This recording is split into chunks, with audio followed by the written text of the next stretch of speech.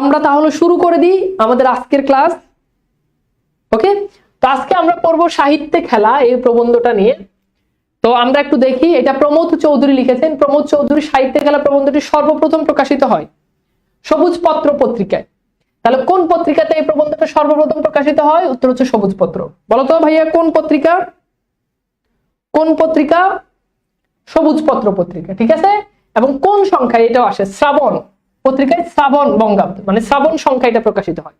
শ্রাবণ সংখ্যা মানে কি? মানে যে দেখবা অনেক সময় দেখবা যে বৈশাখ সংখ্যা, চৈত্র সংখ্যা, মানে বৈশাখ মাসে প্রকাশিত হয়েছে যে সংখ্যা।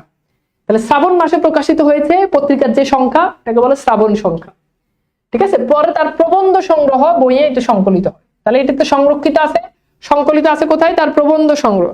হ্যাঁ, ঠিক আছে।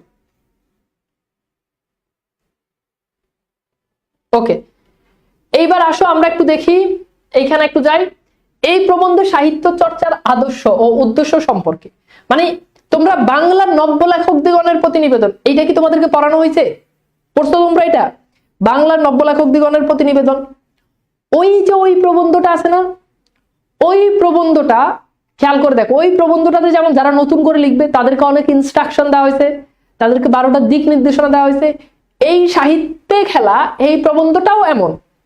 এখানেও যারা নতুন করে লিখবে একজন লেখক, তার কোন কোন বিষয় ফোকাস রাখতে হবে, কি কি করা উচিত, এখানে সেটা নিয়ে লিখছে। তাহলে এই প্রবন্ধে সাহিত্য চর্চার আদর্শ ও উদ্দেশ্য সম্পর্কে লেখকের মতামত ও দৃষ্টিভঙ্গির সুস্পষ্ট পরিচয় ফুটে উঠেছে। লেখাটি ঈষৎ সংক্ষিপ্ত আকারে মুদ্রিত হয়েছে, মানে সংক্ষিপ্ত আকারে। প্রমোদ চৌধুরীর মতে সাহিত্যের উদ্দেশ্য হচ্ছে সকলকে আনন্দ দান করা। তাহলে সাহিত্যের উদ্দেশ্য কি হবে? সকলকে কি করা? আনন্দ দান করা, কারো মনোরঞ্জন করা না। অর্থাৎ মনোরঞ্জন মানে কি? মনোরঞ্জন মানে হচ্ছে কারো একেবারে, মানে ধরো তুমি আমাকে আনন্দ দিতে চাও, এখন আমাকে আনন্দ দেওয়ার জন্য অনেক মিথ্যা ভুজুং ভাজুং বলে তুমি আমাকে মজা দিলা, এইটা না। তাহলে মন থেকে যেটা আনন্দ আসবে ওইটা। সমাজের মনোরঞ্জন করতে গেলে সাহিত্য হয়ে পড়বে স্বধর্মচ্যুত, অর্থাৎ সাহিত্যের যেই ধর্ম আছে ওইটা থেকে ধর্মচ্যুত হয়ে যাবে। অন্যদিকে সাহিত্যের উদ্দেশ্য শিক্ষা দান করাও না, অর্থাৎ সাহিত্য পড়ে তুমি অনেক কিছু শিখবে এরকমটাও না। লেখক এটা মনে করেন যে সাহিত্য পড়ে আমি অনেক কিছু শিখবো, এরকমটা না। কারণ পাঠ্য বিষয় মানুষ পড়ে অনিচ্ছায়, বলতেছে এই যে তোমাদের পাঠ্য বইয়ে এগুলো তোমাদের ইচ্ছা নাই, জোর করে তোমাদের সিলেবাসে আছে এই জন্য আমরা পড়াচ্ছি। পক্ষান্তরে সাহিত্যের রস আস্বাদন করতে মানুষ স্বেচ্ছায় ও আনন্দে। অর্থাৎ সাহিত্যটা তখনই তুমি বুঝতে পারবা যখন তুমি নিজ ইচ্ছায়, স্বেচ্ছায় এবং তুমি আনন্দের সহিত যখন তুমি সাহিত্যটা পড়বা। তাছাড়া শিক্ষার উদ্দেশ্য জ্ঞানের বিষয় জানানো, পক্ষান্তরে সাহিত্যের উদ্দেশ্য মনের মধ্যে সাড়া জাগানো।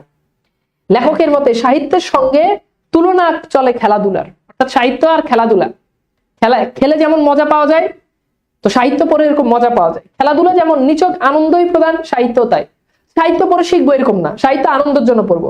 খেলাধুলাই যেমন আনন্দ ছাড়া অন্য কোনো উদ্দেশ্য নেই, সাহিত্যেও তেমনি একমাত্র আনন্দ দানই, এটা হচ্ছে একমাত্র উদ্দেশ্য।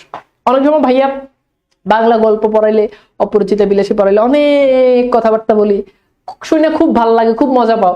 তো লেখককে বলতে যে সাহিত্য মানে এই মজা, সাহিত্য মানে তুমি শিখবে এটা না, সাহিত্য মানে হচ্ছে ভরপুর মজা। তাহলে মূল ভাবটা কি বুঝতে পারছো ভাইয়া? বলো তো। 26 ব্যাচ, আবার বলতেছি, এই কন্টেন্ট গুলো মার্কেটে একেবারে নতুন, এখনো গাইড বইও বাইরে নাই। যে গাইড বইগুলো বাইরে ওগুলো দেখবে যে কোনো কন্টেন্ট নাই, এগুলো কিন্তু একদিনে তৈরি হয় নাই, রাতের পর রাত খাইটা তোমাদের জন্য এগুলো রেডি করতেছি। চাইলে অফ করে দিতে পারতাম। 26 ব্যাচ 25 ব্যাচ শেষ, 26 ব্যাচটা এবার আস্তে ধীরে পড়াই, করি নাই, একটা দিনও তোমাদের ক্লাস গ্যাপ দিই নাই। তো তোমাদের ক্লাস নিয়ে রাতের পর রাত খাইতে এগুলো রেডি করছি, একটা দিনও তোমাদের ক্লাস মিস দিই নাই। কেউ বলতে পারবে না 25 ব্যাচ পড়ানোর পরে তোমাদের এগুলোর জন্য সময় নিয়েছি, ভাইয়া বই চেঞ্জ করে ফেলছে, ভাইয়া কিছুদিন তোমাদের জন্য কন্টেন্ট সাজাই, স্লাইড বানাই, তারপর তোমাদের ক্লাস নিব, করি নাই। ঠিক আছে, আচ্ছা। তাহলে এইবার আসো আমরা মূল প্রবন্ধে চলে যাই। হ্যাঁ, আমরা এখন চলে যাচ্ছি মূল প্রবন্ধে। মূল প্রবন্ধে চলে যাওয়ার আগে দেখো আমরা এইখান থেকে একেবারে সরাসরি এখানে দেখো যেগুলো ইয়েলো কালার করে দেওয়া আছে ওগুলো হচ্ছে ব্যাখ্যা, ঠিক আছে। তো এই ব্যাখ্যাগুলো তো বইতে তো এই ব্যাখ্যাগুলো নাই, আমি তো তোমাদের জন্য মানে ব্যাখ্যা, যেমন দেখো এই যে জড়প্রস্তর মানে কি, জড়প্রস্তর মানে বোঝানো হচ্ছে পাথর, মানে জড় পদার্থ যেটা। যেমন দেখো এই যে রোদা, এই রোদা মানে কি, তিনি একজন ফরাসি ভাস্কর ছিলেন। এগুলো তো আমাকে বানাইতে হয়েছে, ঠিক আছে, এগুলো তো আমাদের বানাইতে হয়েছে, ঠিক আছে। ওকে, আচ্ছা, তো আমরা শুরু করি। জগৎ বিখ্যাত ফরাসি ভাস্কর, ভাস্কর মানে কি, যিনি ভাস্কর নির্মাণ করেন, বড় বড় মূর্তি দেখো না, এইটা। তো এই ফরাসি ভাস্কর তার নাম হচ্ছে রোদা। তার নাম কি? রোদা। তিনি নিতান্তই জড়প্রস্তরের দেহ থেকে অসংখ্য জীবিত প্রায় দেব দানব কেটে বের করেন। হ্যাঁ, তিনিও। তাহলে ওই যে মানে তিনি কি করেন? তিনি ভাস্কর তৈরি করেন, মাটি থেকে ভাস্কর বানায় না। তো বলছো জড়প্রস্তর থেকে তিনি কি করেন, বা পাথর থেকে তিনি কি করেন? কেটে কেটে মাটি দিয়ে তিনি কি করেন? পাথর বানান। জীবিত প্রায় মানে কি? মানে যেটা জীবিত, পুতুল ভাস্কর্যগুলো দেখতে জীবিত মনে হয় না? এরকম অস্ত্র নিয়ে দাঁড়ায় থাকে, তাই না? তো বলছে এরকম জীবিত প্রায় ভাস্কর্য তিনি কি করেন? তৈরি করেন। শুনতে পাই যখন তখন হাতে কাদা দিয়ে আঙুল টিপে টিপে মাটির পুতুল তৈরি করে থাকেন। তিনি কি করেন? ওই মাটিকে কি করেন? টিপে টিপে টিপে মাটির পুতুল বানান। ছোটবেলায় আমরা পুতুল বানাইছি না? তোমরা বানাইছো? ছোটবেলায় গ্রামে ওই যে তোমরা মাটি দিয়ে পুতুল বানাইছো, পুতুল বানাই এই পুতুলরে এর লগে বিয়ে দেয়। আমার পুতুল তোর পুতুলের কাছে বিয়ে দিছে, এইটা। তো মা এইভাবে কি করে? মাটিকে টিপে টিপে তিনি কি করেন? পুতুল বানান। এই পুতুল গড়া হচ্ছে তার খেলা। তাহলে এবার বলতেছে এই যে রোদার খেলা কি? রোদা তার খেলা হচ্ছে পুতুল গড়া, পুতুল দিয়ে খেলা, মানে পুতুল তৈরি করা। শুধু রোদা কেন, পৃথিবীর শিল্পী মাত্রই এই শিল্পে খেলা খেলে থাকে। অর্থাৎ পৃথিবীর শিল্পীরা কি করেন? এই শিল্পে তারা কি করেন? খেলা খেলে থাকেন। তারা এই খেলা খেলেন। যিনি ঘুরতে জানেন তিনি শিব মানে কি? বুঝতে হবে, মহাদেব। তিনি শিব করতে পারেন, বাদরও করতে পারেন। অর্থাৎ এটা তারা বুঝাচ্ছে যে তিনি পারেন, তিনি সবই পারেন। মাঝে মধ্যে হয় না, আমাদের বাপ মা আমাদেরকে বলে না যে তুই তোর দিয়ে কিছুই হবে না, যে পারে সে সবই পারে, তুই কোনো কিছুই পারস না। তো বলতে যে এইটা যে যিনি পারেন তিনি শিব করতে পারেন, মানে তিনি মহৎ কিছু করতে পারেন। আবার বান্দরও তিনি কি করতে পারেন? তৈরি করতে পারেন। এর বলছে আমাদের সঙ্গে বড় বড় শিল্পীদের তফাৎ এইটুকু, তাদের হাতে এক করতে হয় না। সম্ভবত এই কারণে কলা রাজ্যে বলতে এখানে বোঝানো হচ্ছে শিল্পকলা। কলা রাজ্যে মহাপুরুষদের যা খুশি তাই করার যে অধিকার আছে ইতর শিল্পীদের, ইতর মানে হচ্ছে আমাদের মতো, মানে নগণ্য শিল্পী, সেই অধিকার নাই। অর্থাৎ বলতেছে যারা বড় বড় শিল্পী তারা নিমিষেই মুহূর্তেই তারা কি করে? যা যেখানে হাত দেয় সেখানেই তারা ভালো কিছু করে ফেলতে পারে। তারা সাহিত্যের সব জায়গাতে বিরাজ করেন। কিন্তু যারা ইতর শিল্পী, ইতর মানে বোঝাচ্ছে নগণ্য, যারা ছোটখাটো শিল্পী, তারা চাইলেই সেটা পারেন না। এরপর হচ্ছে স্বর্গ হতে দেবতাদের মধ্যে ভূতলে অবতীর্ণ হওয়ার কোনো আপত্তি করে না। অর্থাৎ যারা দেবতা যারা আছে স্বর্গে থাকে, তারা চাইলে পৃথিবীতে, ভূতল মানে হচ্ছে পৃথিবী, ঠিক আছে? ভূতল মানে কি? পৃথিবী। তাহলে তারা পৃথিবীতে আসতে পারে। স্বর্গ থেকে যদি দেবতা চায় সে পৃথিবীতে আসবে, ফাইন, সে পৃথিবীতে আসতে পারে।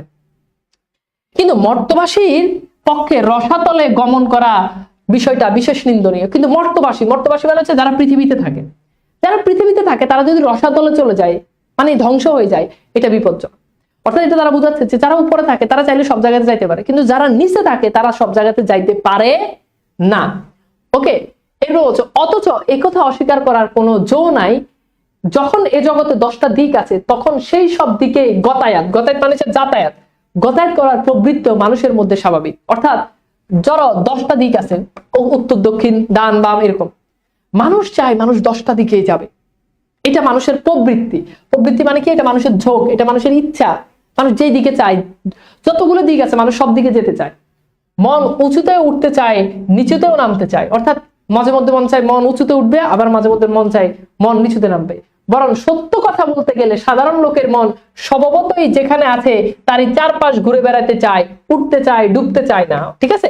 তো এখানে বলছে বরং সত্য কথা বলতে গেলে সাধারণ, মানে তুমি যদি কোনো সত্য কথা বলো তাহলে সাধারণ লোকের মন স্বভাবতই যেখানে আছে তার চারপাশে ঘুরে বেড়াতে চায়, উঠতে চায় না, ডুবতেও চায় না। অর্থাৎ তুমি যদি কোনো সাধারণ কথা বলো, সত্য কথা বলো, সাধারণ মানুষ ওই সত্য কথাটাকে তোমার একেবারে সত্যভাবে নেবে না, ঠিক আছে?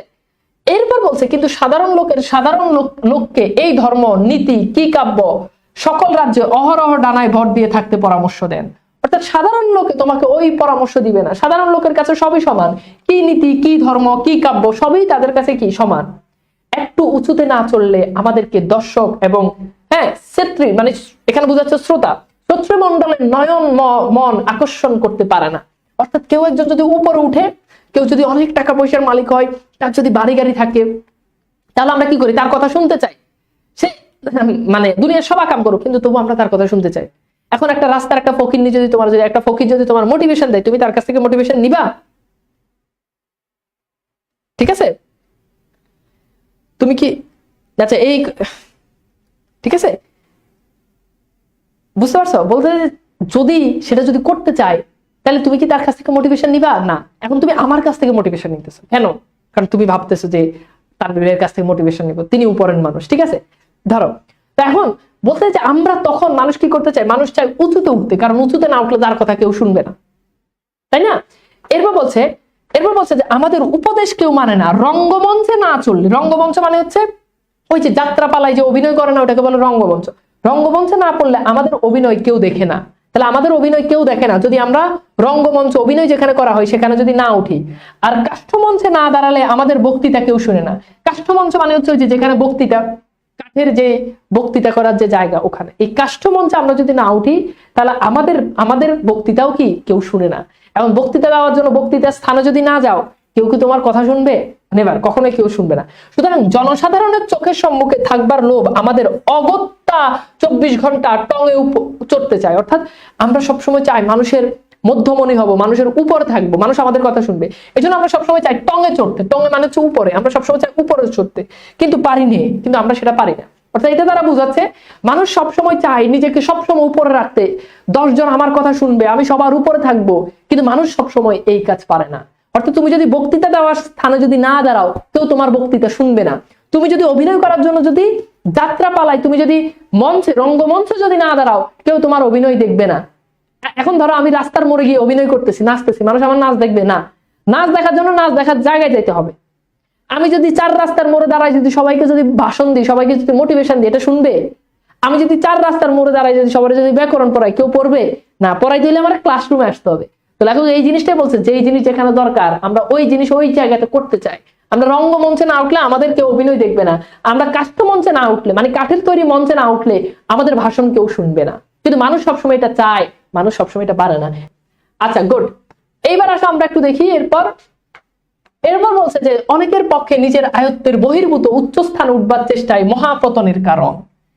তাহলে মহাপতনের কারণ কি? মানে নিজের যা সাধ্য আছে এর থেকে অনেক বেশি উপরে উঠতে চায়। এখন নিজের যা সাধ্য আছে, এই জন্য বলছে অনেকের পক্ষে নিজের থেকে নিজের আয়ত্তের বাইরে গিয়ে সে উচ্চ স্থানে উঠতে চায়। ধরো একটা উদাহরণ দিলে তার মধ্যে তুমি ভালো বুঝবে। ধরো তুমি জীবনে পড়াশোনাই করো নাই, তুমি জীবনে মানে 2 পর্যন্তই পড়ো নাই, তুমি জীবনে কখনো ক্লাস 5 এর গন্ডি পার হো নাই। তোমার কেউ যদি জিজ্ঞেস করো যে আপনি কিসে পড়েন, তুমি জীবনে 5 পর্যন্তও পড়ো নাই, তুমি যদি বলো আমি সেকেন্ড ইয়ারে পড়ি, তাহলে এটা কি হবে? তো বলছে এইটা তার জন্য মহাপতনের কারণ হবে। যে 5 পর্যন্ত, যে 5 এ পাস করে নাই, সে যদি বলে আমি সেকেন্ড ইয়ারে পড়ি, তাহলে তার কি সেকেন্ড ইয়ার সম্পর্কে, মানে সেকেন্ড ইয়ার, এখন সে যদি বলে যে সেকেন্ড ইয়ারে পড়ি, তাহলে কি তার কি সেকেন্ড ইয়ার কি আর সেকেন্ড ইয়ার কি সে কি এটা বুঝে? তার কাছে সায়েন্স কি, আর্টস কি, ফিজিক্স কি সেটাই কি বুঝে না। এইটা তার জন্য মহাপতনের কারণ। তো ঘটনাটা কি? ঘটনাটা হচ্ছে আমরা যখন যেটা আমাদের আয়ত্তে নাই ওইটা করতে গেলে আমাদের জন্য, আমি ইংরেজি পারি না, আমি ইংরেজি বলবো না, কিন্তু আমি ইংরেজি না পেরেও যদি বলতে যাই তাহলে ভুলভাল ইংরেজি বলবো, মহাপতন। ঠিক আছে, দেখো এই জিনিসটা বলছে।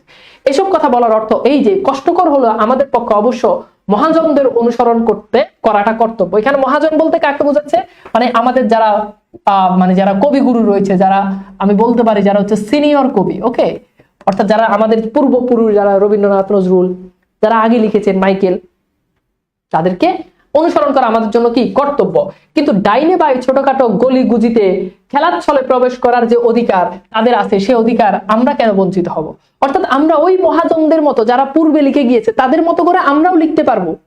লিখতে গিয়ে আমরা কেবল খালি তাদেরকে অনুসরণ করবো এরকম না, আমরা চাইলে আমাদের মতো করে অনেক জিনিস আমরা কি করতে পারবো, অ্যাড করতে পারবো। এটাকে বলছে যে ডাইনে বায়ে ঘোরার অধিকার। অর্থাৎ ডাইনে বায়ে আমরাও চাইলে একদম আমি হুবহু নজরুলের মতো লিখবো না, আমি চাইলে আমার লেখার মধ্যে নজরুলের ভাবটাকে নিয়ে আমি লিখে আমার মতো করে আমি সাজাতে পারি। এই জন্য বলছে যে আমরাও চাইলে কেবল তাদের মতো হুবহু না লিখে কিছুটা পরিবর্তন করে লিখতে পারবো।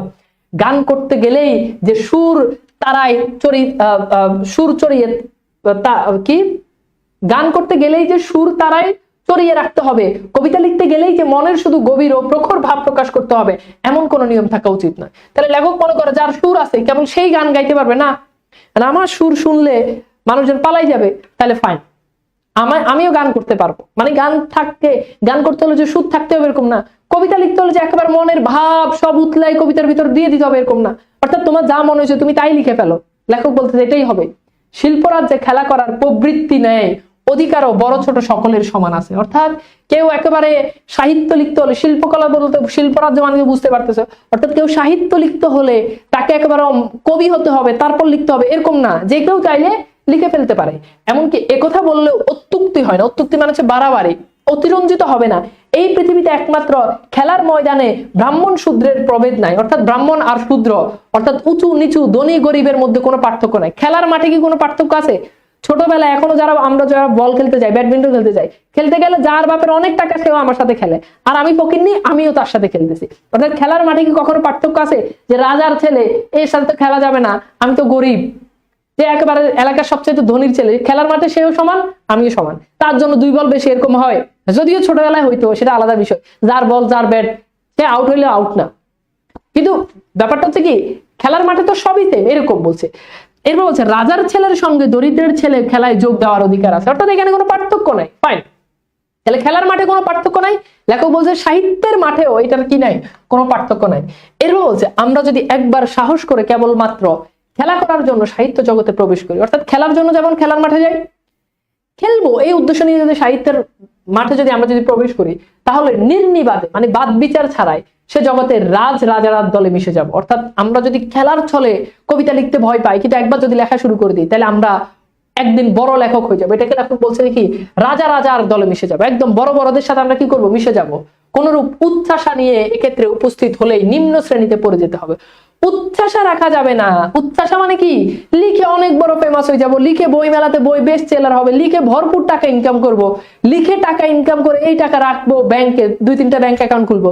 এই কাজ যদি করো তাহলে নিম্ন শ্রেণীতে পড়ে যাবা, উপর তো উঠবাই না, বরং আরো ডাউন হয়ে যাবা, আরো কি হবে, ডাউনফল শুরু হয়ে যাবে। এরপর বলছে লেখকরা অবশ্য 10-এর কাছে হাততালি প্রত্যাশা রাখে। কারণ যারা লেখে তারা কি করে, তারা চেষ্টা করে যে 10 জনের কাছে আমি হাততালি পাবো, মানুষ লিখে তালি দিবে, বা কি চমৎকার লিখছে। বাহবা না পেলে মনৎক্ষুণ্ণ হয়। মনৎক্ষুণ্ণ মানে হচ্ছে কি, মন খারাপ। অর্থাৎ বাহবা যদি না পাই তাহলে আমাদের মন খারাপ হয়। কেউ যদি বলে উফ ভাই কি লিখছেন, আপনার লেখার প্রেমে পড়ে গেছি, এই যে মনের একটা শান্তি।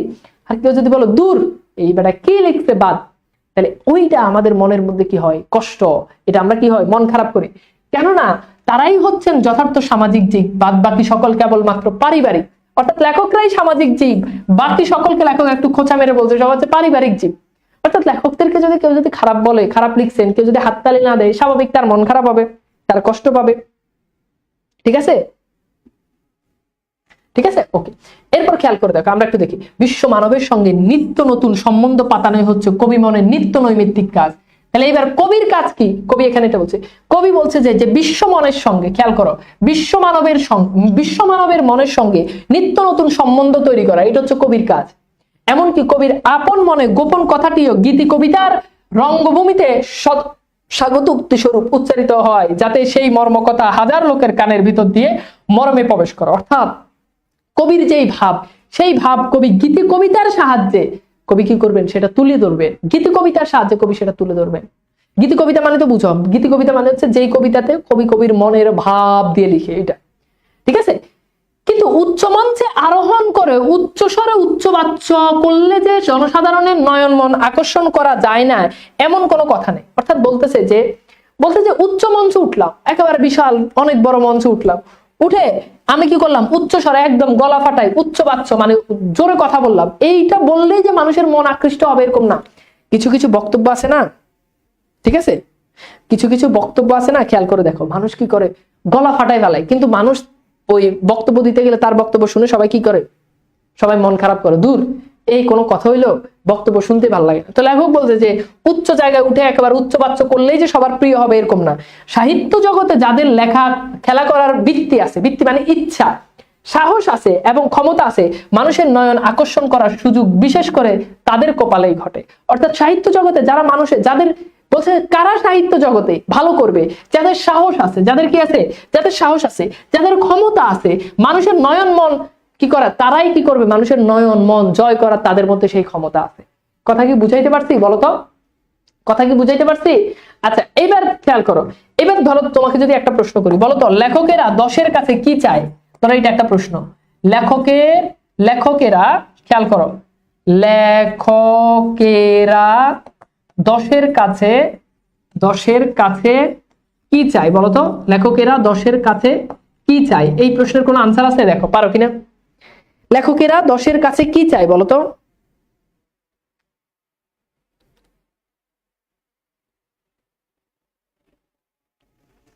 বলো, গুড, কি চাই, লেখকেরা 10-এর কাছে কি চায়?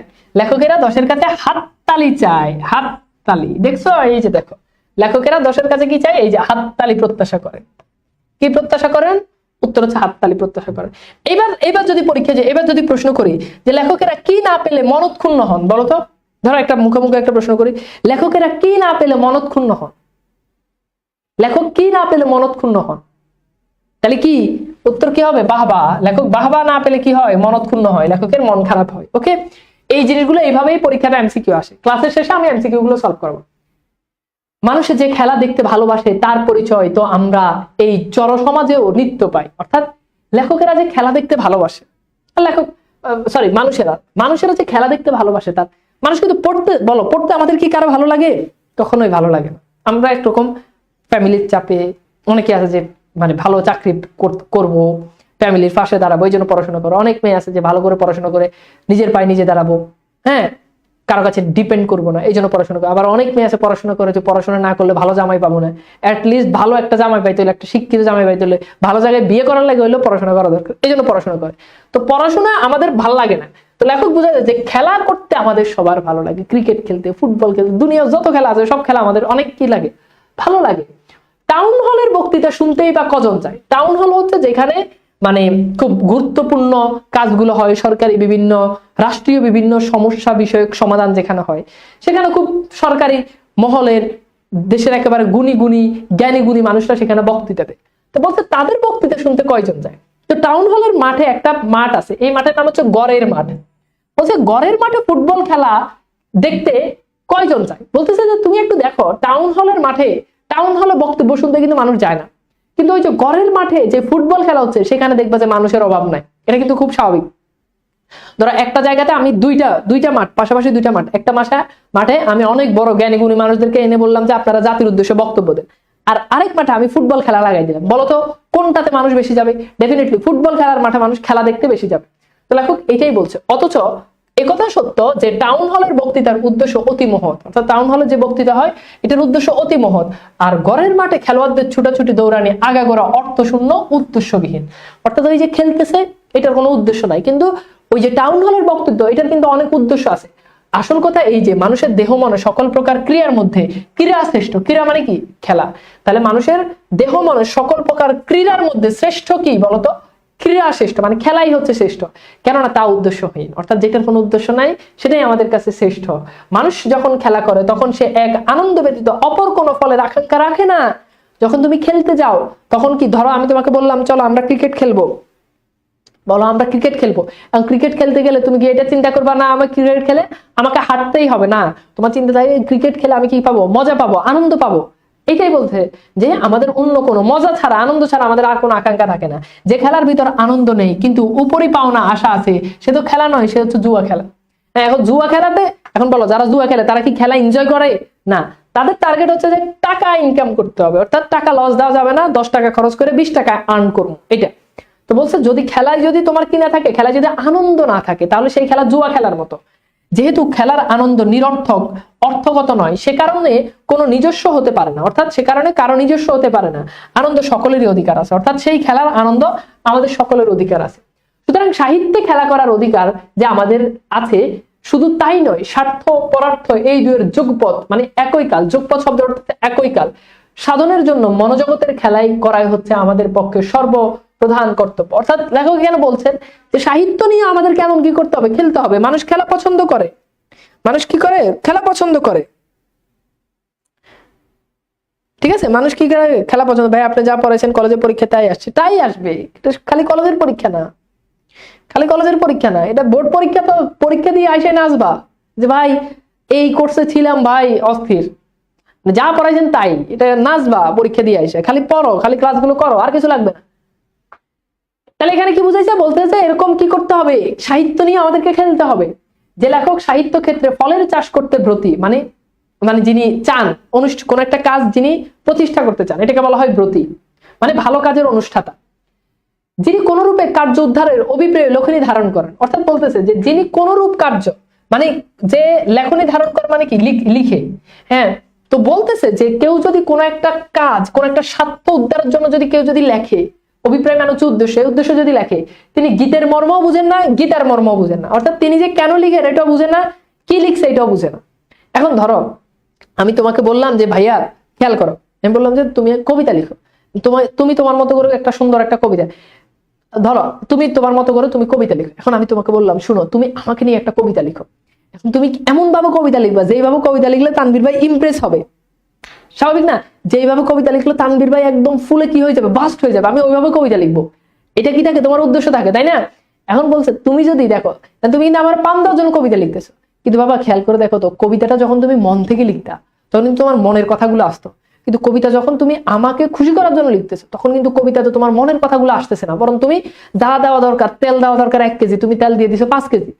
তাহলে এই জন্য লেখক বলছে তুমি যদি কোনো কিছু, যদি সাহিত্য যদি কোনো উদ্দেশ্য নিয়ে লিখো তাহলে সেই উদ্দেশ্য সফল হবে না, অর্থাৎ মনের কথাটাই হচ্ছে সাহিত্য। কেননা খেলা হচ্ছে জীব জগতের একমাত্র নিষ্কর্ম কাজ, অর্থাৎ খেলাটা হচ্ছে জীব জগতের মধ্যে একমাত্র নিষ্কর্ম কাজ, মানে আকাম, ঠিক আছে, যেটার কোনো ফলাফল নাই। অতএব মোক্ষম লাভ হচ্ছে আত্মার মুক্তি, আত্মার মুক্তি অর্জন, অতএব মোক্ষম লাভ একমাত্র উপায়। স্বয়ং ভগবান বলেছেন যদিচ তার কোনো কিছুর অভাব নাই তবুও তিনি বিশ্ব জগৎ সৃজন করেছেন। স্রষ্টার কি কোনো কিছু অভাব আছে? স্রষ্টার কি কোনো কিছু অভাব আছে? আল্লাহ তাআলার কোনো কিছুর অভাব আছে? নাই। কিন্তু আল্লাহ তাআলা তবুও পৃথিবীকে কি করলেন? তিনি সৃজন করলেন, সৃষ্টি করেছেন, অর্থাৎ সৃষ্টি তার লীলা মাত্র। কবির সৃষ্টি এই বিশ্ব সৃষ্টির অনুরূপ। এই সৃজনের মূলে কোনো অভাব দূর করার অভিপ্রায় নেই। সেই সৃষ্টির মূল অন্তরায় স্ফূর্তি, স্ফূর্তি মানে কি আনন্দ, এবং তার ফুল আনন্দ। ওকে, আচ্ছা, তার মানে সাহিত্য মানেই আনন্দ, লেখক এটা বুঝাতে চেয়েছে। একথা সাহিত্য সৃষ্টি জীবাত্মার লীলা মাত্র। জীবাত্মা মানে হচ্ছে মানে মানুষকে বোঝায়, জীবাত্মা মানে হচ্ছে কি প্রাণীর দেহ অবস্থানকারী আত্মা, মানে মানুষ, সহজ কথা বললে। এবং সে লীলা বিশ্বলীলার অন্তর্ভূত, কেননা জীবাত্মা পরমাত্মার অংশ। জীবাত্মা মানে হচ্ছে মানুষ, আর পরমাত্মা মানে হচ্ছে ঈশ্বর। পরমাত্মা মানে কি? ঈশ্বর। ওকে, মানে স্রষ্টা। সাহিত্যের উদ্দেশ্য সকল আনন্দ দেওয়া। এখানে আসছে যে সাহিত্যের উদ্দেশ্য হচ্ছে কি সকলকে আনন্দ দেওয়া, কারো মনোরঞ্জন করা না। ওই যে কারো মনোরঞ্জন, যেমন আমাদের আপা থাকতে, আপারা নিয়ে অনেক বই লেখা হয়েছে। এই বইগুলো লেখার উদ্দেশ্য হচ্ছে একটা, যে বই লিখলে আমাদের কি করবে, প্রধানমন্ত্রী আমাদেরকে কি করবে, আমাদেরকে ত্রাণ দিবে, আমাদেরকে ফ্ল্যাট দিবে, আমাদেরকে প্লট দিবে। এই জন্য প্রধানমন্ত্রী নিয়ে লিখা, পত্রিকায় লিখা, ভাষায় ফেলাইছে, বই লিখা ফেলাইছে, কত বই আছে হিসাব নাই। তো বলছে যে এই জন্য সাহিত্য লিখতে হবে আনন্দ দেওয়া, কারো মনোরঞ্জন করা না, কাউকে খুশি করার জন্য সাহিত্য লেখা যাবে না। এই দুয়ের ভিতর যে আকাশ পাতাল প্রভেদ আছে, সেটি ভুলে গেলেই লেখকেরা নিজের খেলা না করে পরের জন্য খেলনা তৈরি করতে পারে। কারণ তুমি যদি আমাকে খুশি করার জন্য যদি বই লেখো, তাহলে তুমি এটা খেলা লিখো নাই, তুমি এটা আমার জন্য একটা খেলনা বানাইছো, তাই না? তুমি এটা আমার জন্য কি বানাইছো? খেলনা বানাইছো। এতটুকু পর্যন্ত কি বুঝতে পারছো? অর্থাৎ লেখক বুঝাতে চাইছেন সাহিত্য মানে যেটা মন থেকে আসবে ওইটা। তুমি যদি কাউকে উদ্দেশ্য করে যদি লেখো, তাহলে তো সেটা খেলা হবে না, সেটা খেলনা হয়ে যাবে। এখন খেলনার কাজ কি? খেলনা দিয়ে আমরা খেলাই, এরপর খেলনা মানে খেলতে আর ভালো লাগতেছে না, এটার ফালাই দিই, খেলনার আর খোঁজই থাকে না, এটা বলছে। ঠিক আছে, আচ্ছা, গুড। আচ্ছা, এটা হচ্ছে সমাজে মনোরঞ্জন করতে গেলে সাহিত্য যে স্বধর্মচ্যুত হয়ে পড়ে তার প্রমাণ বাংলাদেশে আজ দুর্লভ নয়। অর্থাৎ কারো মনোরঞ্জন করতে গেলে, মানে কাউকে খুশি করতে গেলে সাহিত্য যে তার ধর্ম থেকে সরে যায়, সাহিত্যের যে বৈশিষ্ট্য, সেই বৈশিষ্ট্য যে পূরণ হয় না, ঠিক আছে, সেগুলো যে পূরণ হয় না, এটা বাংলাদেশে এখন এটা দেখলেই বোঝা যায়। কাব্যের ঝুমঝুমি, অর্থাৎ এখন অনেক কাব্য, বিজ্ঞানের চুষিকাঠি মানে ললিপপ খাও না, ললিপপে একটা ডান্ডা থাকে না যেটা চোষো, এটাকে বলে চুষিকাঠি। বিজ্ঞানের চুষিকাঠি, দর্শনের বেলুন, অর্থাৎ বিভিন্ন বিষয় নিয়ে এখন আমরা সাহিত্য লিখে ফেলি, বিজ্ঞান নিয়ে লিখে ফেলি, দর্শন নিয়ে লিখে ফেলি, এগুলো একটু মানে ফান করে বলতেছে আর কি। রাজনীতির রাঙালাঠি, ইতিহাসের ন্যাকড়ার পুতুল, নীতির টিনের ভেপু এবং ধর্মের জয়ডাক, এইসব জিনিস সাহিত্য বাজার ছেয়ে গেছে। অর্থাৎ সাহিত্যে এখন আর অভাব নাই, দর্শন নিয়ে লিখে ফেলতেছি, বিজ্ঞান নিয়ে লিখে ফেলতেছি। সাহিত্য রাজ্যে খেলনা পেয়ে পাঠকের মনতুষ্ট হতে পারে, কিন্তু তা গড়ে লেখকের মনতুষ্ট হতে পারে না। অর্থাৎ এই সস্তা জিনিসগুলো, এগুলো দ্বারা বোঝানো হচ্ছে যে ইতিহাস মানে এই সস্তা জিনিসগুলো দ্বারা হয়তো এখন পড়ে আমাদের মন খুশি হয়ে যায়, মানে খারাপ জিনিসের পথে এখন মানুষের এখন আসক্তি বেশি, ওইটা বলতেছে। কারণ পাঠক সমাজ যে খেলনা আজ আদর করে, কাল সেটিকে ভেঙে ফেলে। অর্থাৎ খেলনা আজকে ভাল লাগে, নতুন ছোটবেলা যখন খেলনা কিনছো, ঈদের মাঠ থেকে খেলনা কেনার পর সেই খেলনা ছাড়া ঘুমাইতেও যাও না, তাই না? দুম্বা চলে গানের যে ফোন কিনছো না, হ্যাঁ, পিস্তল কিনছো, এগুলো ছাড়া 3 দিন ঘুমে হইতো না। তো কিন্তু কয়দিন পর এটা কি করে, এটার আর খবরই থাকে না। তো বলছে এই এখন আমরা এত সস্তা লেখা লিখি যেগুলো পাঠক পড়ে খুব ভাল লাগে, কিন্তু কয়দিন পর এগুলো আর খোঁজই থাকে না। সে প্রাচ্যই হোক আর পশ্চাতেই হোক, কাশি হোক কিংবা জার্মানি হোক, কাশি মানে একটা পূর্ণস্থান, আর জার্মানি দ্বারা বোঝানো হচ্ছে বিদেশ, মানে যেখানেই হোক, দুদিন ধরে তা কারো মনোরঞ্জন করতে পারে না। আমি জানি যে পাঠক সমাজের আনন্দ দিতে গেলে তার প্রায়শই বেদনাবোধ করে থাকেন, কিন্তু এতে ভয় পাবার কিছু নেই, কেননা কাব্য জগতে যার নাম আনন্দ তারই নাম বেদনা। অর্থাৎ লেখক হয়তো সস্তা, পাঠক হয়তো সস্তা জিনিস পছন্দ করে, কিন্তু লেখককে সস্তা জিনিস লেখা যাবে না। অর্থাৎ আমি লেখার আগে এটা যদি চিন্তা করি যে আমি ওইটাই লিখবো যেটা মানুষ খাবে, এই জিনিস করতে গেলে বিপদ, এই জিনিস করতে গেলে সাহিত্যের মান হারাবো। ঠিক আছে, এই জিনিস করতে গেলে সাহিত্যের মান হারাবো। ওকে, বুঝছো? আচ্ছা, এইবার এরপর খেয়াল করতে, অপর পক্ষে যে যুগে পাঠক হচ্ছে জনসাধারণ, সুতরাং তার মনোরঞ্জন করতে গেলে আমাদের অতি সস্তা খেলনা করতে হবে। ওই যে বলছে, যখন পাঠকই সস্তা জিনিস খোঁজে তখন আমাদেরকে সস্তা জিনিস লিখতে হয়, নাইলে তা বাজারে কাটবে না, মানে নাইলে বাজারে চলবে না। সস্তা জিনিস না লিখলে এখন আর কি বাজারে চলবে না, বরং সস্তা করার অর্থ খেলো করা, মানে সেটা খেলো করা। এরপর হচ্ছে বৈশ্য। বৈশ্য মানে হচ্ছে প্রাচীন আর্য সমাজের চতুবর্ণের তৃতীয় স্তর, যারা কৃষি কাজ বা ব্যবসা করে, ব্যবসা বাণিজ্য করে। এখানে সে বৈশ্যদের কথা বলছে। লেখকের পক্ষে শূদ্র পাঠকের মনোরঞ্জন করা সঙ্গত। অর্থাৎ শূদ্র কারা? প্রাচীন আর্য সমাজের নিম্ন শ্রেণীর মানুষ, অর্থাৎ তাদের পক্ষে কি করা সঙ্গত, কাজ করা সঙ্গত। অতএব সাহিত্য আর যাই হোক না কেন পাঠক সমাজের মনোরঞ্জন করার চেষ্টা করো না। তাহলে কি বলছে? পাঠক সমাজে কি করে, মানে যারা পড়বে তাদের মনোরঞ্জন করার জন্য, তাদেরকে বিনোদন দেওয়ার জন্য আমি তাদেরকে উদ্দেশ্য করে লিখবো, এই কাজ করা যাবে না। তবে কি সাহিত্যের উদ্দেশ্য লেখককে, লোককে শিক্ষা দেওয়া? এবার বলছে আচ্ছা ঠিক আছে, মনোরঞ্জন করার জন্য সাহিত্য লিখবো না, ফাইন। তাহলে কি সাহিত্যের উদ্দেশ্য হচ্ছে যারা পড়বে তাদেরকে শিক্ষা দেওয়া? অবশ্যই নয়। লেখক বলছে না, সাহিত্যের উদ্দেশ্য শিক্ষা দেওয়া, এটাও না। ঠিক আছে, এরপর বলছে কি, কেননা কবির মতিগতি শিক্ষকের মতিগতি সম্পূর্ণ বিপরীত। এবার বলছে কবি আর শিক্ষক কিন্তু এক না। স্কুল না বন্ধ হলে যে খেলার সময় আসে না তা তো সকলেই জানা আবশ্যক, কিন্তু সাহিত্য রচনা যে আত্মার লীলা, এই শিক্ষকেরা স্বীকার করতে প্রস্তুত নন। সুতরাং শিক্ষা ও সাহিত্যের ধর্মকর্ম যে এক নয়, এ সত্য একটু স্পষ্ট করিয়ে দেখিয়ে দেওয়া আবশ্যক। এবার লেখক বুঝাচ্ছেন যে শিক্ষা আর সাহিত্য কিন্তু এক না, দুটো আলাদা। প্রথমত শিক্ষা হচ্ছে সেই বস্তু যা লোকে নিতান্ত অনিচ্ছা সত্য গলদকরণ করতে বাধ্য হয়, এটা কিন্তু ভালো কথা। বলছে শিক্ষা হচ্ছে এটা, পোলাপাইনে পড়তে মন চায় না, কিন্তু পোলাপাইনে এটা গিলাই দেওয়া হয়। গলদকরণ মানে হচ্ছে কি, গিলাই দেওয়া হয়। এটাকে লেখক বলছে এটা হচ্ছে শিক্ষা।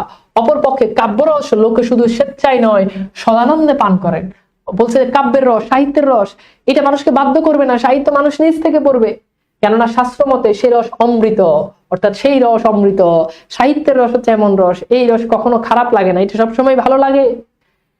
দ্বিতীয় শিক্ষার উদ্দেশ্য হচ্ছে মানুষের মনকে বিশ্বের খবর জানানো, অর্থাৎ মানুষের মনকে। এরপর বলছে যে দ্বিতীয়ত সাহিত্যের উদ্দেশ্য হচ্ছে কি, মানুষের মনকে বিশ্বের খবর জানানো। সাহিত্যের উদ্দেশ্য মানুষের মনকে জাগানো, তাহলে মানুষের মনকে জাগানো, এটা হচ্ছে সাহিত্যের উদ্দেশ্য। কাব্য যে সংবাদপত্র নয় একথা সকলেই জানেন, অর্থাৎ কাব্য সংবাদপত্র না। তৃতীয়ত অপরের মনের অভাব পূর্ণ করার উদ্দেশ্যই শিক্ষকের হস্তে শিক্ষা লাভ জন্ম লাভ করেছে, কিন্তু কবি নিজের মনের অপূর্ণতা হতেই সাহিত্যের উৎপত্তি। এবার বলতে যে মানুষের মনের যে অভাব, অর্থাৎ শিক্ষার যে অভাব, সেটাকে পূরণ করার জন্য শিক্ষকের জন্ম, কিন্তু সাহিত্যের জন্ম হচ্ছে মানুষের মনের অভাবকে পরিপূর্ণ করার জন্য। সাহিত্যের উদ্দেশ্য যে আনন্দ করা, শিক্ষা দান করা না। একটা উদাহরণের সাহায্যে তার অকট্য প্রমাণ দেওয়া যেতে পারে। এবার লেখক একটা উদাহরণ দিয়েছে, বাল্মীকি। বাল্মীকি কে? আদি কবি। বাল্মীকি কে? আদি কবি। বলছে বাল্মীকি আদিতে মুনি ঋষিদের জন্য রামায়ণ রচনা করেছিলেন। অর্থাৎ বাল্মীকি লিখেছিলেন, একটা মহাকাব্য লিখেছিলেন, তার নাম হচ্ছে রামায়ণ, জনগণের জন্য নয়। অর্থাৎ বাল্মীকি রামায়ণ লিখছে, সেই রামায়ণ এখন বাংলা সাহিত্য অতি বিখ্যাত। বলছি সেই রামায়ণ এখন বাংলা সাহিত্য অতি বিখ্যাত, কিন্তু বাল্মীকি যে রামায়ণ লিখেছে, এই রামায়ণটা খেয়াল করে দেখো, ওই রামায়ণটা কিন্তু তিনি জনগণের জন্য লিখে নাই। অর্থাৎ এটা দ্বারা বোঝাচ্ছে যে লেখক খালি পাঠককে উদ্দেশ্য করে লিখবে, পাঠক কোন জিনিস লিখলে ভরপুর মজা পাবে, বিনোদন পাবে, বই বেশি কিনবে, এই উদ্দেশ্যে না। যদি তাই হতো তাহলে বাল্মীকি রামায়ণ কিন্তু সেই উদ্দেশ্যে লিখতো, কিন্তু সেটা কিন্তু করে নাই। একথা বলা বাহুল্য যে বড় বড় মুনি ঋষিদের কিঞ্চিত শিক্ষা এবং উদ্দেশ্য ছিল না, অর্থাৎ তারা শিক্ষা দেওয়ার জন্য রামায়ণ লিখে নাই। এখন বলতেছে ওই রামায়ণটা এখন বিখ্যাত মানুষরাও পড়ে, শিক্ষিত মানুষরাও পড়ে, কিন্তু তাদের উদ্দেশ্য কিন্তু শিক্ষা দেওয়া ছিল না। ওকে, আচ্ছা, এরপর বলছে যে খেয়াল করো, এরপর বলছে কিন্তু রামায়ণ শ্রবণ করে মহর্ষিরা যে কতদূর আনন্দে আত্মহারা হয়েছিলেন তার প্রমাণ তারা কুশীলবকে তার যথাসর্বস্ব, এমনকি কপিন পর্যন্ত, পেলা মানে তো বুঝতে পারছো পাঁচালী গান আর কি, পেলা দিয়েছিলেন। অর্থাৎ এই লাইনটা দ্বারা বলতেছে যে রামায়ণ উদ্দেশ্য শিক্ষা দেওয়ার জন্য লেখেন, অথচ সেই রামায়ণ এখন শ্রবণ মানে হচ্ছে শুনে মানুষ আনন্দে আত্মহারা হয়ে যায়। অনেক সময় আমি যদি এইভাবে বলি তাহলে তোমরা ভালো বুঝবে, মুসলমানরা কোরআন শরীফ তেলাওয়াত শুনে একবার আনন্দে আত্মহারা হয়ে যায় না, এমন। তো সেই ধর্ম অনুযায়ী, সেই ধর্মে, হিন্দু ধর্মের তারা রামায়ণ পড়ে এভাবে কি হয়ে যায়, আত্মহারা হয়ে যায়, মজা লাগে, সেটার কথা বলতেছে। রামায়ণ কাব্য হিসাবে যে অমর এবং জনসাধারণের আজও তার শ্রবণ পঠনে আনন্দ উপভোগ করে, তার একমাত্র কারণ আনন্দের ধর্মই যে তার সংক্রামক। অপর পক্ষে লাখে একজনও যে যোগ বিশিষ্ট রামায়ণের ছায়া মারান না, তার কারণ যে বস্তু লোকের শিক্ষা দেওয়ার উদ্দেশ্য রচিত হয়েছিল, আনন্দ দেবার উদ্দেশ্য নয়। অর্থাৎ এটাকে আনন্দ দেওয়ার উদ্দেশ্য করে রামায়ণ লেখা নয়, ঠিক আছে? আর রামায়ণ আনন্দ দেওয়ার উদ্দেশ্যে লেখা হয় না, এই জন্য মানুষ এখন রামায়ণ পড়ে আনন্দ পায়। ওকে, আসল কথা যে সাহিত্য কোশ্চিনকাল মানে হচ্ছে কখনো, কোশ্চিনকাল মানে কি কখনো, সাহিত্য কখনো স্কুল মাস্টারই ভার নেয় না। অর্থাৎ স্কুল মাস্টার যেমন পোলাবাইনদেরকে বেদ দিয়ে শেখায়, সাহিত্য কখনো এই ভার নেয় না। এতে দুঃখ করার কোনো কারণ নাই। দুঃখের বিষয় হলো যে স্কুল মাস্টাররা একালে সাহিত্য পড়ানোর ভার নিয়েছে, অর্থাৎ আমাদের মতো মাস্টাররা এখন সাহিত্য পড়ায়। তো লেখক এটার বিরোধিতা করছেন। লেখক বলেছেন যে সাহিত্য তো ছেলেমেয়েরা নিজ থেকে পড়বে, সাহিত্য কেন তাদেরকে স্কুল মাস্টার পড়াতে হবে? কিন্তু ব্যাপারটা হচ্ছে তোমরা তো স্কুল মাস্টার দিয়েই পড়াইলেই পড়ো না। লেখক তার এই অবস্থা জানে না, তোমরা তো তোমাদেরকে তো পড়াইলেই পড়ো না, নিজে আবার কখন পড়বা? এর বলছে কাব্যরস নামক অমৃতে যে আমাদের অরুচি জন্মেছে তার জন্য দায়ী এই যুগের স্কুল এবং মাস্টার। অর্থাৎ স্কুল আর মাস্টার এইভাবে পোলাবাইনদেরকে পড়ায়, এই জন্য এটার জন্য অরুচি লাগছে। যদি এই কথাটার সাথে সম্পূর্ণ আমি দ্বিমত, কারণ পোলাবাইন এমনিতেই পড়ে না, আবার ওদেরকে যদি ছেড়ে দিই যে তোমরা তোমাদের মতো পড়ো, তাহলে কি হবে? বুঝছো? আচ্ছা, এরপর বলছে কাব্য পড়া এবং বোঝার জিনিস, কিন্তু স্কুল মাস্টারের কাজ হলো বই পড়ানো এবং বোঝানো। অর্থাৎ কাব্য বুঝতে হবে, স্কুল মাস্টার এখন খালি বই বুঝে। তো লেখক কেন স্কুল মাস্টারের পিছনে লাগছে আমি জানি না। লেখক এবং পাঠকের মধ্যে স্কুল মাস্টার দণ্ডায়মান, অর্থাৎ লেখক এবং পাঠকের মধ্যে আজকে স্কুল মাস্টার বাধা, সবচেয়ে বড় বাধা কি এটা, ঠিক আছে? এদের মধ্যস্থিতার কৃপায় আমাদের সঙ্গে কবি মনের মিলন দূর হয়ে যাক, তার ইক্ষুর মিলনও ঘটে না। স্কুল ঘরে আমরা কাব্যের রূপ দেখতে পাই যে শুধু তার গুণ শুনি। টিকা ভাষ্যের প্রসারে, টিকা ভাষ্য মানে যে ব্যাখ্যা, এই যে তোমাদেরকে যে ব্যাখ্যা করে করে পড়ে প্রত্যেকটা লাইন, টিকা ভাষ্যের প্রসারে আমরা কাব্য সম্বন্ধে সকল নিঘুর তত্ত্ব জানি, কিন্তু সে যে কি বস্তু তা চিনি নেই। অর্থাৎ আমরা কাব্য ভালো করে বুঝি না, আমরা খালি ব্যাখ্যা পড়ি। আমাদের শিক্ষকদের প্রসাদে আমাদের এই জ্ঞান লাভ হয়েছে যে পাথুরে কয়লা হীরার সবর্ণ না হলো সগোত্র। অর্থাৎ পাথরের কয়লা হীরার সবর্ণ মানে একই বর্ণ না হলো সগোত্র, একই গোত্র। অপর পক্ষে হীরক ও কাচ যমজ হলেও সহোদর নয়। হীরক আর কাচ দেখতে একই রকম ঝকঝক, কিন্তু সহোদর না, এক না। আর একের জন্ম পৃথিবীর গর্ভে, অপরটির জন্ম মানুষের হাতে। অর্থাৎ একটা পৃথিবী থেকে একটা প্রাকৃতিক ভাবে আর একটা মানুষের হাতে হয়েছে। এই উভয়ের ভিতর এক দা কোমড়ার সম্বন্ধ ব্যতীত অপর কোনো সম্বন্ধ নেই। অর্থাৎ এই হীরা আর কাচের মধ্যে দা কোমড়ার সম্পর্ক, শত্রুতা, দুইটা এক না, দেখতে একই কিন্তু দুইটা সম্পূর্ণ আলাদা। অথচ এত জ্ঞান সত্ত্বেও আমরা সাহিত্যের চকচকে হীরা এবং হীরাকে কাজ বলে নিত্যই ভুল করি, এবং হীরা ও কয়লাকে এক শ্রেণীভুক্ত করে তিলমাত্র দ্বিধা করি না। অর্থাৎ বলতে যে সাহিত্যটা এখন আমরা যেভাবে পড়ি ওভাবে আসলে পড়ার জিনিস না। সাহিত্যটাকে আমরা এখন কি করছি, আমাদের মধ্যে অরুচি জন্ম নিয়েছে, কেননা অরূপ যে সঙ্গত তার বৈজ্ঞানিক প্রমাণ আমাদের মুখস্থ আছে। সাহিত্য শিক্ষার বান নেয় না। এবার বলছে সাহিত্য পড়ো তুমি যে শিখবা, এরকমটা না। সাহিত্য কখনো শিক্ষার বান নেয় না, কেননা মনোজগতে শিক্ষার কাজ হচ্ছে কবি কাজের ঠিক উল্টো। অর্থাৎ কবি শেখায়, কবি আনন্দ দেয়, শিক্ষক শেখায়, ভালো লাগলেও শিক্ষক শেখায়, না লাগলেও শিক্ষক শেখায়। হ্যাঁ, ঠিক আছে? এর বলছে কারণ কবির কাজ হচ্ছে কাব্য সৃষ্টি করা, আর শিক্ষকের কাজ হচ্ছে প্রথমে তা বধ করা। বধ করা মানে হচ্ছে একদম কাব্যকে প্রথমে হত্যা করে ফেলে শিক্ষক, তারপর কি করে, তারপরে তা সবচ্ছে মানে হচ্ছে কেটে, একেবারে কেটে কাটা। মানে লেখক বলছে যে শিক্ষকরা সাহিত্যকে বিকৃত করে ফেলছে, প্রথমে বধ করে, সাহিত্যকে একেবারে হত্যা করে, তারপর সেটাকে কেটে ফেলে। এটা তারা বুঝাচ্ছে যে ছেলে মেয়েদেরকে কাব্যের রসটা না বুঝায়, কি করে ডিরেক্ট। অনেক সময় আমি যখন মানে কোনো একটা গল্প প্রবন্ধ যখন পড়াইতে যাই তখন অনেক বেশি কথাবার্তা বলি, অনেক উদাহরণ দিই তোমাদেরকে। অনেকে বলে ভাই আপনি এত কথা বলেন কেন, খালি লাইন বাই লাইন পড়া বুঝাই দেন। কিন্তু জিনিসটা যে ফিল করার বিষয়, ফিল করার ব্যাপারটা আমি দিতে চাই। অনেকে বলে ভাই আপনি বেশি কথা বলেন, পড়ান। তো লেখক এটাই বলতে যে শিক্ষকরা তো ওই যে খালি যদি লাইন বাই লাইন পড়াই দিই তাহলে তো এটা বধ করে ফেললাম, এটা হত্যা করে ফেললাম, এরপর এটাকে কি সবচ্ছে এটাকে একেবারে কেটে ফেললাম, মারিয়ে ফেললাম। ওই উপায় তার তথ্য আবিষ্কার করা এবং প্রচার করা। এইসব কারণে নির্ভয় বলা যেতে পারে যে কারো মনোরঞ্জনে সাহিত্যের কাজ নয়, কাউকে শিক্ষা দেওয়াও নয়। সাহিত্যের ছলে হাতে খেলনাও নয়, গুরুর হাতের বেত নয়। অর্থাৎ সাহিত্য ছেলের হাতের খেলনা না যে খেলে কিছুদিন পর ফেলে দিলাম। এরপর বেত দিয়ে যেমন মানুষকে বাধ্য করে কাজ করানো হয়, সাহিত্য এমন বাধ্য করার জিনিসও না। বিচারের সাহায্যে এই মাত্র প্রমাণ করা যায় যে বস্তু যে কি, হ্যাঁ, তার জ্ঞান অনুভূতি সাপেক্ষ, তর্ক সাপেক্ষ নয়। সাহিত্যে মানবাত্মা খেলা করে এবং সেই খেলার আনন্দ উপভোগ করে। এ কথার অর্থ যদি স্পষ্ট না হয় তাহলে কোনো সুদীর্ঘ ব্যাখ্যা দ্বারা তা স্পষ্টতর করা আমার অসাধ্য। এইসব কথা শুনে আমার যৌনিক শিক্ষাবক্ত বন্ধু এই সিদ্ধান্ত উপনীত হয়েছেন যে সাহিত্য খেলার ছলে শিক্ষা দেয়। তাহলে লেখকের বন্ধু এটা দ্বারা এই সিদ্ধান্ত উপনীত হয়েছে যে সাহিত্য খেলার ছলে, অর্থাৎ খেলতে খেলতে যেটা শিক্ষা দেয়। যেমন আমি অনেক সময় গল্প পড়াইলে তোমার কাছে মনে হয় যে ভাই গল্প করতে করতে গল্পটা শেষ, গল্প করতে করতে কবিতাটা শেষ। তো এর বলতে যে সাহিত্য হচ্ছে খেলার ছলে তোমাকে শেখাবে। এবার আসো আমরা একটা প্রশ্ন সলভ করি, অনেক বড় একটা প্রবন্ধ ছিল। এবার দেখো তো তোমরা পারো কিনা, দেখো তো প্রশ্নগুলো সলভ করো, ঠিক আছে? এটার পিডিএফটা তোমাদেরকে দিয়ে দিব, এখান থেকে ভালো করে পড়ো, এমসিকিউ গুলো সলভ করে দিচ্ছি, ঠিক আছে?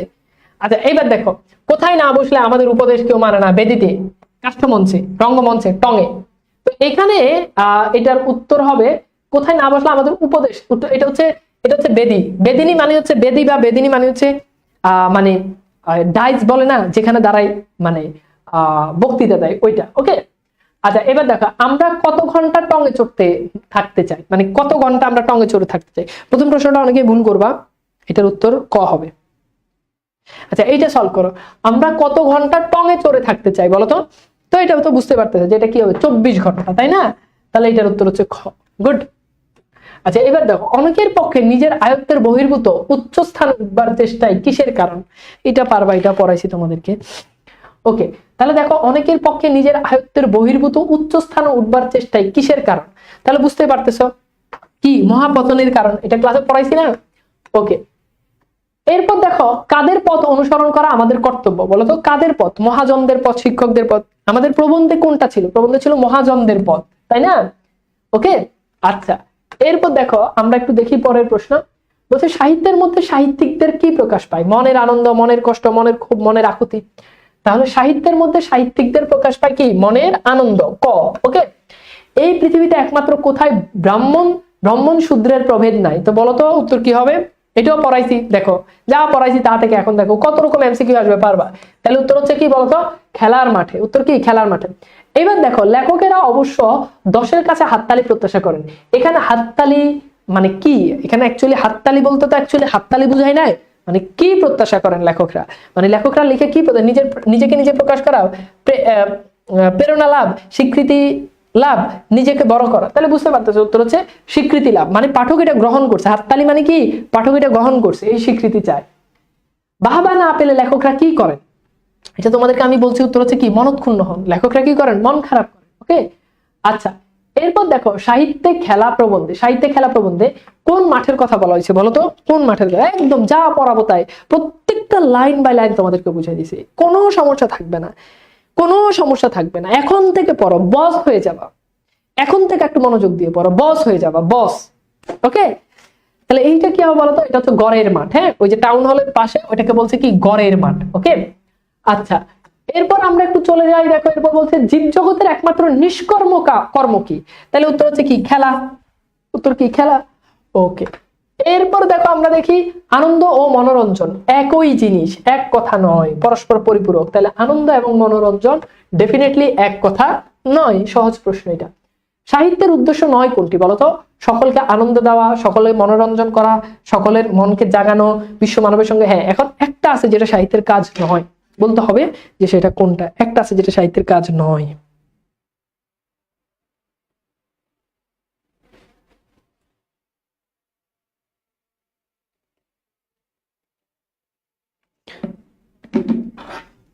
ওকে, তাহলে দেখো, হ্যাঁ এইটা যে সকলকে আনন্দ দেওয়া, মানুষের মনকে জাগানো, বিশ্ব মানবের সঙ্গে নতুন, তার মানে এইটা উত্তর নয়। ঠিক আছে, সকলের মনোরঞ্জন করা।